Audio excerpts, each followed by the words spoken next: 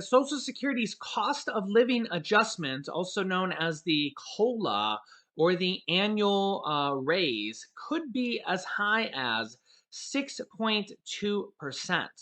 So, in comparison, last year's raise or 2021's raise was only 1.3%. So, this would be around 4 times as high if it does end up being 6.2%. This could be the highest raise in almost 40 years. Yeah. So this would be a significant raise to Social Security. Yeah. Now, this does also mean that inflation is running very, very hot. I think most people know that inflation is running very, very high right now, which is somewhat normal when we come out of a recession. We also seen inflation run pretty hot when we ran out of the 2008 and 2009 recession. In fact, the last time we seen inflation run this high was when we came out of the 2008-2009 recession. Although the problem is with averaging over 100,000 cases per day on average right now, we could be in this situation for a long time right now. It actually took us 4 to 5 years for us to come out of that last recession in 2008, 2009. So, yeah, it's probably not going to be just a snap of the fingers that we get out of this recession. As you can see here, new consumer price index data points to a possible 6.2% cost of living adjustment for Social Security recipients for 2022, according to the latest estimate from the Senior Citizens League.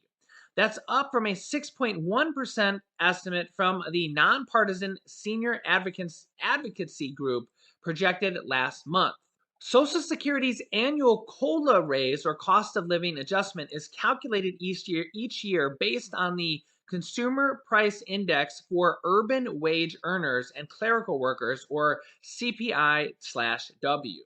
By the way, you can see from this chart here, if we do get around a 6% raise, again, we'll have to see because the official number is expected to come out in October.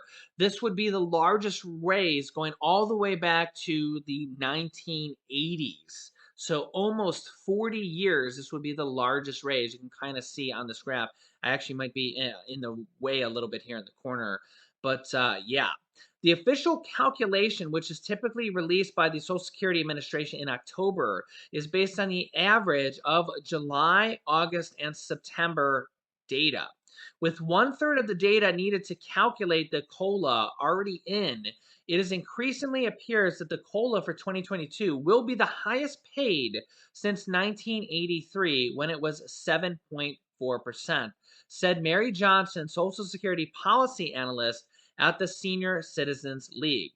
In 2021, the Social Security COLA was just 1.3%. So anything near or over 6% would be like 4 times higher. So, for example, if your average Social Security benefit, just for a round number, was $1,000 a month, last year you would have only got $13, 1.3% raise. If it's 6.3%, you would get $63 raise per month, or over the course of 12 months. Let's see here, that would be $756 as opposed to $13, which was only $156. So again, it's like 4 times more money is the expected cost of living adjustment that we were expecting to see for Social Security increases. Again, based on cost of living adjustment, we will see that final number probably come out in October. Now, this is in addition to the proposals that the Democrats, like Senate Majority Leader Chuck Schumer, Elizabeth Warren, and Ron Wyden, have unveiled a plan to increase Social Security benefits by $200 per month for all Social Security benefits beneficiaries. So, also, President Biden has a plan to increase Social Security benefits to a flat $1,341 per month. This would be in addition to the regular cost of living adjustments that could be included in any of the upcoming stimulus packages, like this upcoming $3.5 trillion stimulus package or any of the upcoming packages. Remember, on October 1st, the Democrats get a new set of reconciliation cards. October 1st is the new fiscal year where they get 2 to 3 more reconciliation cards for the next fiscal year, where they will be able to pass more packages after this and basically be able to pass more stimulus packages for the next year, basically until the next when the Senate and the House of Representatives go up for. There will be more stimulus packages after this, and basically whatever they don't pass in this next stimulus package will probably be passed in the next upcoming stimulus packages again, because the economy is likely going to take years to recover. So whatever they don't include in this next package will probably be included in the next upcoming stimulus packages. And what I mean, whatever's not included in this package, and I kind of mean this list. So these are all the things that the Democrats have kind of proposed to be in this next package. And I say the Democrats because the Democrats just happen to be in control of the House, the Senate, and the presidency at this particular moment. Back in 2017 and 2018, the Republicans happened to be in control of the House, the Senate, and the presidency back in 2017 and 2018. And the Republicans actually passed the 2017 Trump tax cuts through the reconciliation process. So again, the Democrats have a little bit over a year until the next midterm when the House and the Senate. So they have a little bit over a year to continue passing more stimulus packages. And that's pretty much what the Democrats said they're going to continue to do. So this next stimulus package is the largest package yet to date. They've announced it at $3.5 trillion.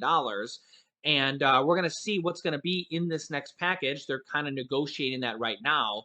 The Democrats are going to pass this on their own, and they're going to stuff a whole bunch of these things in this next package. So remember, the Democrats are going to pass this next package all on their own. All of the Republicans are going to vote no, and we've actually seen that in the first couple votes on the stimulus package. All the Republicans are going to vote no. We actually seen that in the third stimulus check package vote as well. All the Democrats are going to pass it. All the Republicans are going to vote no. So we kind of know that's how it's going to happen. But Senate Majority Leader Chuck Schumer says that there's some in his caucus, like AOC from the House, Elizabeth Warren, Bernie Sanders, that actually want to spend more than $3.5 trillion. And then we have the Joe Manchins and the Kirsten Cinemas. Dun, dun, dun, that's their theme song. They want to spend a little bit less. So Chuck Schumer has to kind of walk. He's the Senate Majority Leader and the leader of the Democrats in the Senate. He has to kind of walk this fine line to keep them all wrangled together and get all 50 Democrats to find this perfect compromise to get them all vote together and pass this package and get everybody to compromise and agree. Okay. And then they're going to have to do the same thing with the House of Representatives. And remember, it actually seems that the House of Representatives this time around with the Democratic Progressive Caucus, the Progressive Caucus is progressive actually means they're actually kind of more stimulus leaning. They're kind of like Bernie Sanders and Elizabeth Warren. They're kind of very stimulus leaning. They're kind of very liberal leaning. There's actually more of them in the House. The Progressive Caucus, they're kind of stimulus leaning. They're like they want stimulus, right? They want stimulus checks. They want child tax credit checks. They want stimulus checks for adults. They want student loan forgiveness, right? They kind of want all those things, right? There's actually more percentage of them in the House, right? The Pramila Jayapals, the Rashida Tlaib, the AOCs. The Progressive Caucus in the House is like 100 members out of the House of Representatives. There's like 435 people in the House of Representatives, and the Democrats are like 51%, right? 52% or something like that, okay? And the Progressive Caucus is like 100 members of the Democrats, okay? And they have a pact that they all vote together. And Pramila Jayapal is the leader of that. And she's the one that has co-authored this bill. This bill from Rashida Tlaib and Pramila Jayapal for $2,000 stimulus checks one time, and then followed by $1,000 monthly recurring payments that go for 1 year after. So they go for until it's over, and then 1 year after. Now, I don't know if we're going to get that, but we need to at least bare minimum get a forced stimulus check, right? A bare minimum. Monthly recurring stimulus checks would be the icing on the cake. Or maybe get the adult tax credit checks, which could be something like the monthly recurring checks that children are getting, right? $3,000 to $3,600 per year, right? That might be a middle compromise. Like a forced stimulus check would be like the minimum, right? That's a single stimulus check. The minimum compromise might be what the children are getting, the child tax credits. That's kind of the 3,000 to 3,000. So here's the minimum, right? That we all kind of want to get. Forced stimulus check, single check, right? That's kind of the one check at a time approach. We had that first stimulus check, then we had that second stimulus check, then we had the third stimulus check. We've already gotten 3 stimulus check. The third stimulus check package was actually kind of the best because we had the third stimulus check, and then children got that child tax credit on top of it. So it was kind of a double dip if you had children. If you didn't have children, then you didn't get that double dip. But there was kind of double dipping for other things. There was unemployment in there, which other packages had unemployment too. There was rent assistance in there. Maybe you got that as kind of a double dip. So there was kind of some other interesting things in there. We had that article where some families have actually gotten $35,000 combined with all these things in there. Some of you guys have actually gotten over $15,000 just in rent assistance. Okay, so between all these different stimulus checks, stimulus check 1, 2, 3, child tax credits, rent assistance, SNAP assistance, all these different things, it's kind of added up, but of course, it's probably all gone by now. So we're working on stimulus check 4. So the minimum would be we all want a forced stimulus check, okay? And the child tax credits. And then there's an adult tax credit. We know that there's going to be child tax credits and adult tax credits, but we don't know what they're going to be. Okay. But a forced stimulus check we all kind of want that to be the minimum. Okay. But will there be, is the adult tax credit, is it a monthly check like the child tax credit? Is it going to be $3,000 to $3,600? That would be pretty cool. That would be better than a single check of like $1,400, right? $3,000, $3,600 as like, that's better than a single check, right? But not as good as monthly checks of $1,000. So I guess we'll have to see, right? A single forced stimulus check is better than no stimulus check.